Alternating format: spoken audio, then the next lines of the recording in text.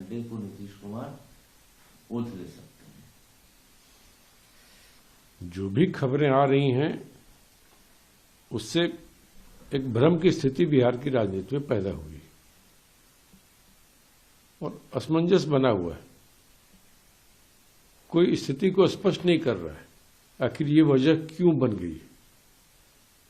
जो खबरें आ रही हैं उस हिसाब से तो लगता है कि नीतीश जी फिर पाला बदलेंगे। जदयू की तरफ से कोई क्लैरिफिकेशन नहीं आ रहा है, भ्रम को दूर करने की कोई कोशिशें नहीं हो रही हैं। तो मैं समझता हूं यह किसी भी राज्य के लिए, उसकी सरकार के लिए अच्छी स्थिति नहीं है।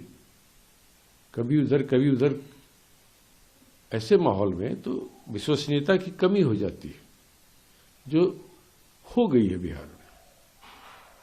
तो इस भ्रम की स्थिति को दूर करना चाहिए सत्ता में बैठे लोगों को। कांग्रेस भी चाहती है कि जल्द से जल्द असमंजस की स्थिति को दूर करना चाहिए। सुशील मोदी बोलते हैं कि राजनीति में दरवाजे कभी परमानेंट बंद नहीं होते हैं। सुशील मोदी जी कब क्या बोलते रहे हैं हाल फिलहाल तक, कल परसों तक, और आज क्या बोल रहे हैं, वो अपने आप में बताने को पर्याप्त है कि आयाराम गयाराम पॉलिटिक्स में भाजपा भी आकंठ डूबी हुई है। राज्य की जनता इन चीजों को देख रही है। कल कौन क्या बोल रहा था, आज कौन क्या बोल रहा है। इस तरह के बयानों का कोई मायने मतलब तो रहा नहीं है। जब कोई घटनाक्रम घटित हो जाएगी फिर कांग्रेस आधिकारिक रूप से अपना स्टैंड बताएगी। गोपाल मंडल जदयू के एमएलए हैं, तुम बोल रहे हैं कि महागठबंधन में उनको सम्मान नहीं मिला है। देखिए, अब इस तरह के बयान आना स्वाभाविक है। इसलिए मैंने कहा ना, कौन क्या बोल रहे हैं, कल क्या बोलते थे, ये सब चीजें कोई मायने नहीं रखता है।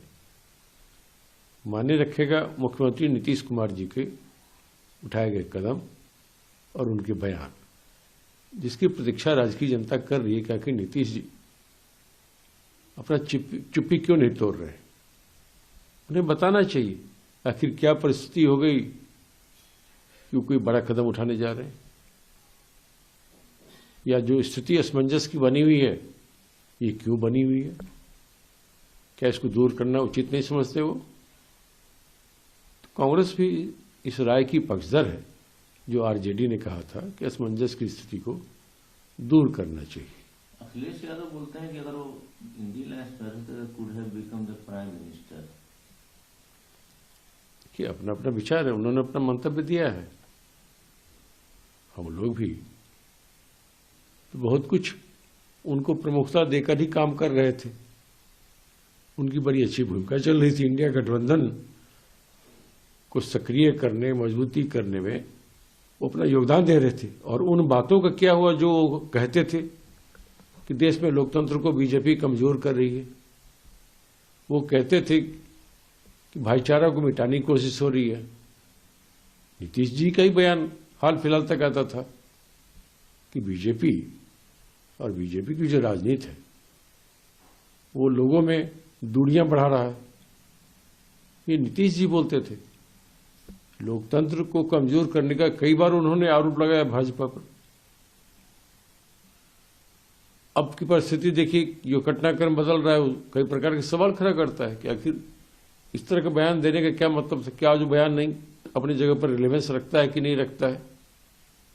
इन तमाम चीजों इसलिए मैंने कहा, राजद ने भी कहा, स्थिति को स्पष्ट करना चाहिए। आपको लगता है कि अगर वो भाजपा के साथ जाते हैं तो लंबे समय के साथ भाजपा के साथ वो रह पाएंगे? देखिए, वो इफ बट ये होगा तो वो होगा, इस पर बात नहीं कर सकते आज की डेट में। जब तक कोई घटनाक्रम आकार नहीं ले लेता है, कांग्रेस इस संबंध में कुछ भी बोलना नहीं चाहती। हमारे नजर में नीतीश जी आज भी इंडिया गठबंधन के साथ जुड़े हैं और हमारे गठबंधन के प्रमुख नेता है। हमें उनकी बातों पर भरोसा है जो अब तक वो कहते रहे हैं, जो इंडिया गठबंधन की मीटिंग में बोलते रहे हैं। जब तक कोई निर्णय या कोई कदम स्वयं नीतीश जी नहीं उठाते हैं तब तक कुछ भी आधिकारिक तौर पर हम नहीं बोलेंगे। हम सिर्फ इतना ही कह सकते हैं कि नीतीश जी हमारे गठबंधन के आज भी इस समय तक हिस्सा बने हुए हैं। कल हाईटी पार्टी थी, तेजस्वी यादव उसमें पार्टी में नहीं गए, गवर्नर के यहाँ। ये तो पुरानी बात हो गई है। गवर्नर साहब के द्वारा दी गई पार्टी थी जो गणतंत्र दिवस पे